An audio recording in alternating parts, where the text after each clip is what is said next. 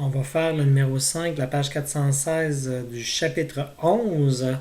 Alors, on lit ça comme suit. On a la position angulaire d'un point sur un disque de 6 cm de rayon est donnée par cette équation qui est l'angle en radian et le temps en secondes. Donc, on a 10 moins 5t puis 4t carré. Dans la première question A, on demande la vitesse angulaire moyenne entre la première et la troisième seconde.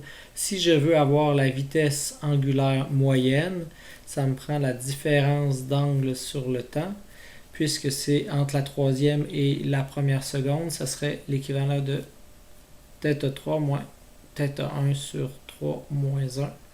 Donc pour ça, on a simplement besoin de mettre le temps de 3 secondes là-dedans et le temps de 1 seconde là-dedans. Donc, oméga moyen va être égal à, si je mets 3 secondes là-dedans, vraiment, je vois que 10, donc je vais faire au complet. 10 moins 5 de 3 plus 4 de 3 au carré.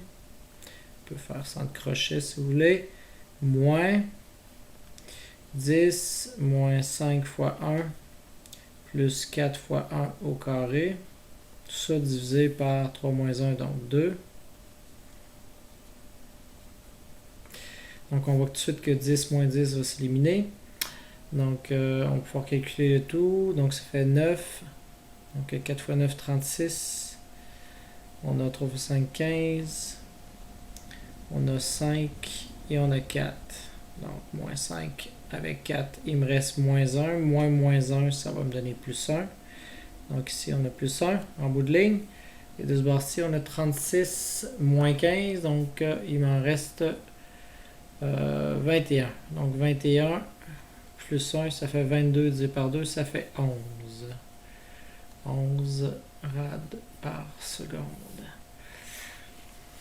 Maintenant qu'on a réussi à faire notre première partie A, dans la partie B, ce qu'on nous demande... Dans la partie B, on veut savoir la vitesse linéaire d'un point de la circonférence à 2 secondes. Donc, pour savoir la vitesse linéaire, donc ça veut dire que c'est la vitesse tangentielle, lorsque le temps est égal à 2 secondes, on sait que ça va être la vitesse angulaire fois le rayon à la deuxième seconde.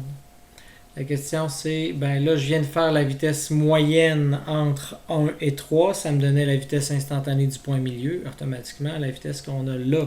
Donc je peux prendre mon 11 rad par seconde, tout ça multiplié par mon 0,06 mètres, centimètres, mis en mètres, et ça va me donner ma réponse. Donc ce qui nous donne 0,66 mètres par seconde.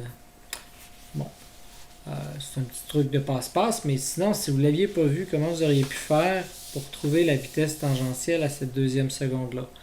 Bon, on aurait pu le faire autrement. Je veux juste que vous voyez l'équation de celle-là. Ça, c'est θ, θ0 moins oméga 0t, ici c'est plus 1 demi alpha t carré. Donc, ça représente oméga 0, ça représente... J'ai dit θ 0, oméga 0. Et vous voyez, 4 représente 1 demi fois alpha. Donc en décodant ça, je me rends tout de suite compte que l'angle initial c'est 0, c'est 10, excusez. L'angle final, on ne connaît pas. Oméga 0, c'est moins 5. L'angle final, on ne le connaît pas. L'accélération, si 4 c'est la moitié, donc je vais faire x2, ça fait 8. Et le temps, c'est le temps à la deuxième seconde, donc c'est temps t égale à 2. Et là, on aurait eu le choix de prendre l'équation qu'on veut pour le trouver. Pour trouver ça ici, voyez-vous, on aurait pu le faire avec alpha et oméga. Donc, oméga est égal à oméga 0 plus alpha fois t. Donc, oméga est égal à oméga 0 qui est moins 5 plus alpha qui est 8 fois 2. Donc, vous voyez que ça fait 16 moins 5, il m'en reste 11 rad par seconde. Donc, on n'a pas besoin nécessairement de dériver pour arriver à le faire. C'est sûr que si on fait la dérivée, la notion différentielle, mais on associe aussi les éléments là, en regardant tout simplement l'équation dans un cas comme ça. Maintenant, en C, ce qu'on avait besoin, on voulait vous faire trouver l'accélération tangentielle et l'accélération radiale. Donc, pour ce qui est de l'accélération tangentielle, je sais que l'accélération tangentielle a un lien avec l'accélération angulaire. Je sais que l'accélération tangentielle est égale à alpha r, puisque alpha, je l'ai trouvé à 8. Donc, ça va être 8 fois 0,06.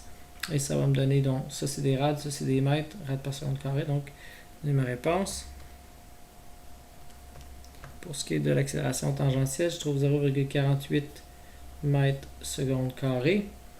Maintenant, ce qu'on avait besoin, c'est de trouver l'accélération radiale. Puis pour trouver l'accélération radiale, je sais que c'est la vitesse tangentielle au carré divisé par le rayon. Puis c'est la vitesse tangentielle au moment où est-ce qu'on le demande. On le demande à la deuxième seconde, à t égale à 2. On avait déjà trouvé la vitesse en tant que telle, qui était de 0,66. Donc 0,66 au carré. Ça va me donner l'accélération radiale. Donc l'accélération radiale va être égale à V tangentielle au carré divisé par R. Donc 0,66 mètres par seconde au carré divisé par 0,06.